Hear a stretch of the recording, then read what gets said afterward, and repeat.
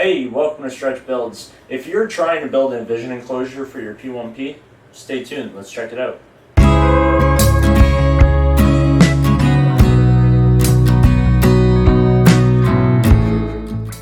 So you might be asking yourself, Brandon, why would you build an enclosure for your printer if your printer doesn't need one?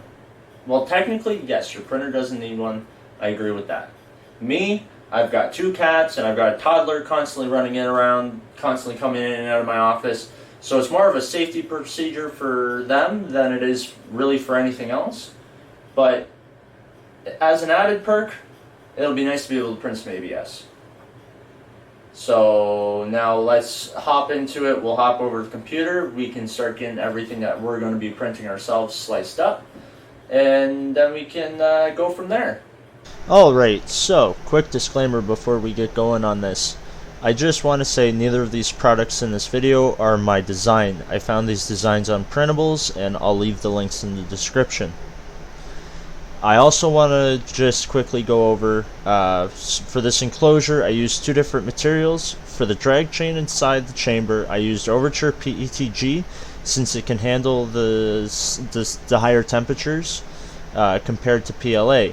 Now for the entire shell, handles, and hinges, I used the PLA Plus, just because it can handle slightly higher temperatures than standard PLA, but not as high as PETG.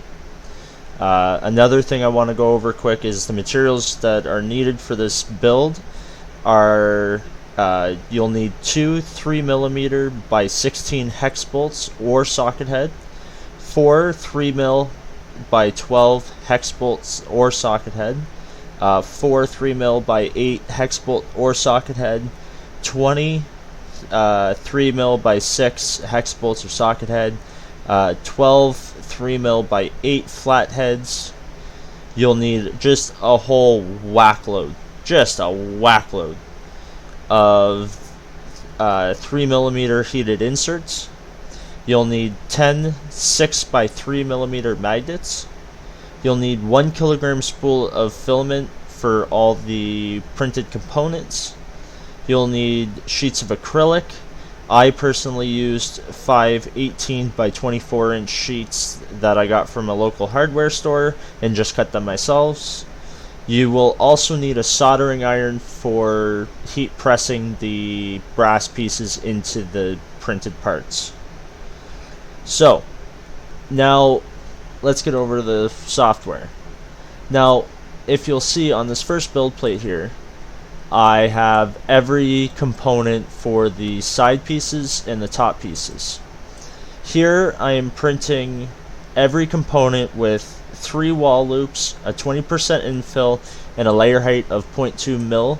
Just because I'm not too worried about the finish, I'm not worried about trying to sand it. 0.2 is perfect for what we are doing here.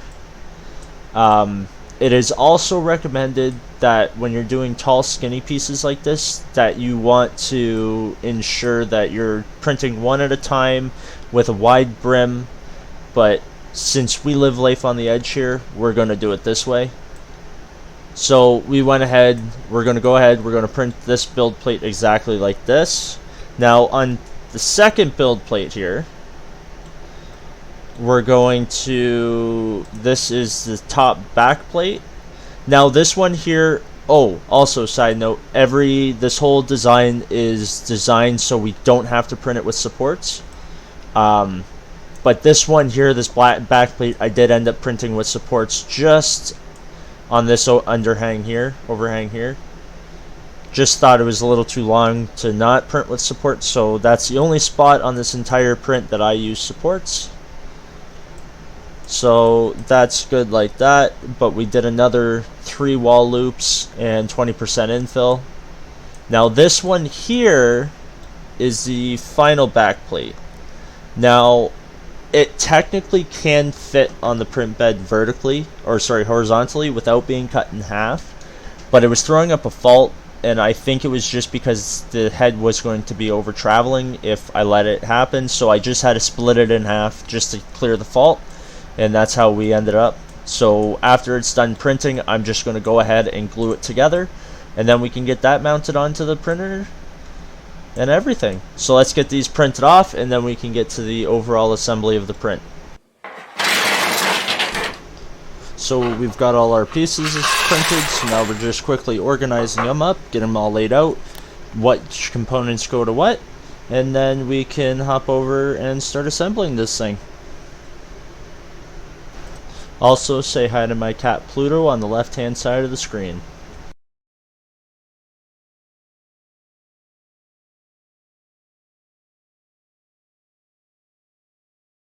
Alright, so we've got all our components printed and ready to go.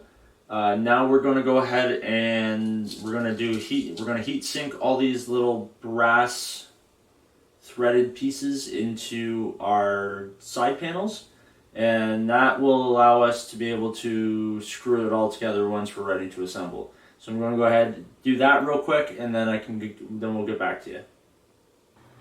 Hey, so welcome to day 2 of the assembly of the vision enclosure for my Bambu printer. The cutting of the plexiglass and drilling of the plexiglass took me a lot longer than I anticipated. Definitely next time I will definitely pay to have it laser cut or cut on a CNC, because it was a pain. Even installing all these little tiny threaded brass pieces was a pain. Took me a lot longer than I anticipated. Even just trying to get them lined up and going in square was a pain. Then I quickly went and started to just dry fit the door to see how it would fit. And we had a bit of an issue with the alignment for the screw holes on this guy, and where I had drilled, it was slightly off. So I had to go and fix that, hence why the C-clamp is here now. But I went and attached all the rest of the fixtures for the doors and the side panels. We put the magnets in, and just to make sure they were secure, we just ran some black fabric tape, and I think it'll look very nice. And we're pretty much ready to go and start assembling this thing now. First, we're going to start by installing the drag chain over our cables in here. And after that, we can start assembling the entire shell of the printer. Alright, so here we're ready to start working with our drag chain. First thing we want to do is we want to go ahead and remove the original hot end adapter here and attach this one. And that will allow us to clip our drag chain in here and start it to run it over here. Now that's what we got our drag chain for. I connected all the chains prior. Now I'm just going to come in on this side, and we're just going to snap this right into place just like this.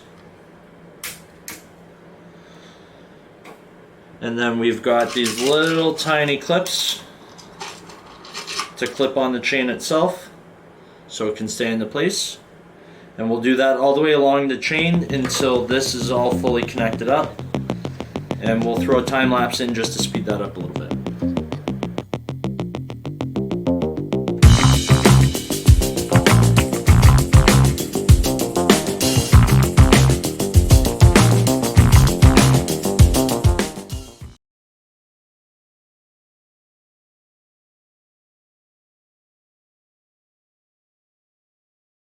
Alright, so these two pieces here are the brackets I'm using to secure the drag chain. Now, I like this design a little bit better than what actually came with the file. The file had 3 little screws that screwed into the back, and that's what held in the drag chain. I like this one a little bit more, in my opinion. It just feels a little bit more secure. So we're just going to come in, we're going to clip it into the back there. And then just come in and put this box over top just to hide any of the wiring. Now that's secured in place. Now we're going to come around and we're going to feed our FD or the filament wire thing. I'm going to put it into those clips and then drag it through the hole in the back here. And we'll call that a day. Alright, so we've got the drag chain fully assembled and mounted onto the printer. We've got it secured in the back. Now we're going to go ahead and mount the two final panels and the two corner pieces for the back of this printer. So we're going to turn the printer around, we're going to focus up on that, and then we're going to go ahead and finish assembling this assembly. Alright. Alright, so the first thing you're going to want to do when you're working on the back part of the assembly is you want to make sure that all the screws that are going to be in your way are removed prior to attempting to clip it on. So if you just line it up here, you'll be able to see your three screw holes that you're going to be screwing into, and I've got a screw that lines up here. Now, you may have screws in all those holes. I don't remember. I had a shell on this originally, a different one, but I wanted to change it up a little bit, so I don't know if you're going to have screws there or not. I will put up a picture of all the screws that need to be removed during this process. So I'm just going to go ahead. Now there's two little clips on both of these panels that make it a little bit easier, where it's just going to go ahead and it's just going to clip on. Just like that. And we're going to go ahead and do the same thing to this side.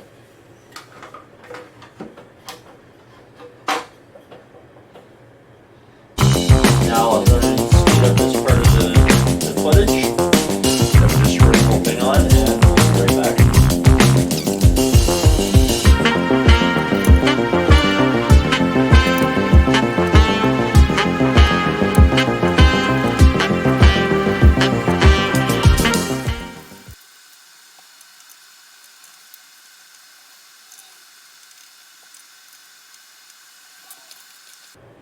Okay, so now that we've got these fully mounted, we're going to go and screw the drag chain actually onto the printer itself. We're going to go ahead and mount this piece, and we're going to do the same thing. We're just going to speed up the footage, and we'll be right back.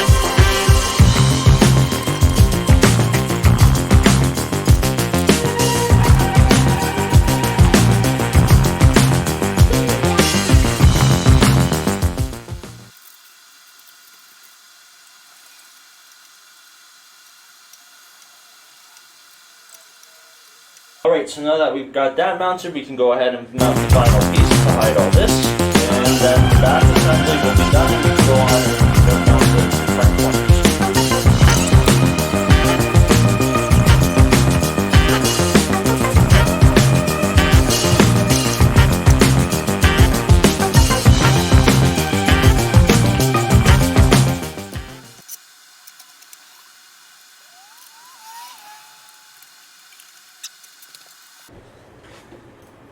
Now the final piece is to mount the PTFE tube back on, and then once that's done, we can go.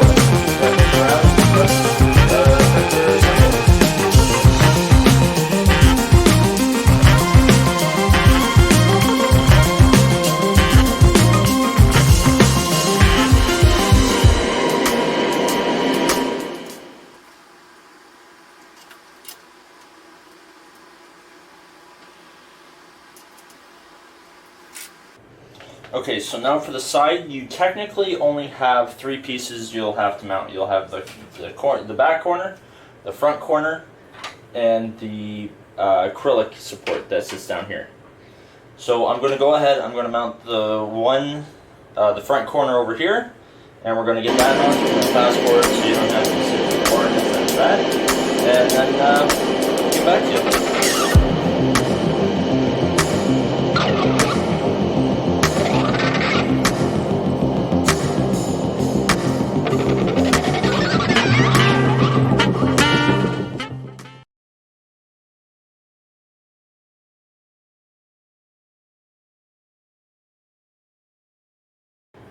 Okay, so I went ahead and off camera I went and mounted both plexiglass supports at the bottom here on the side. All four corners are put on. I went and I peeled off the protective sheet that was on the front panel here. I removed the C-clamp. Now we're ready to actually close it up and see how well we did. So we'll put the top panel on, slide that into place.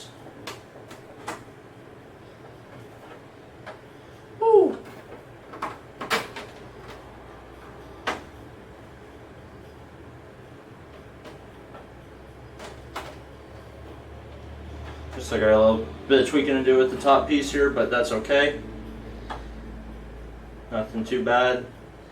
Then we'll come rip the protective sheet off the side. Oh, that's satisfying.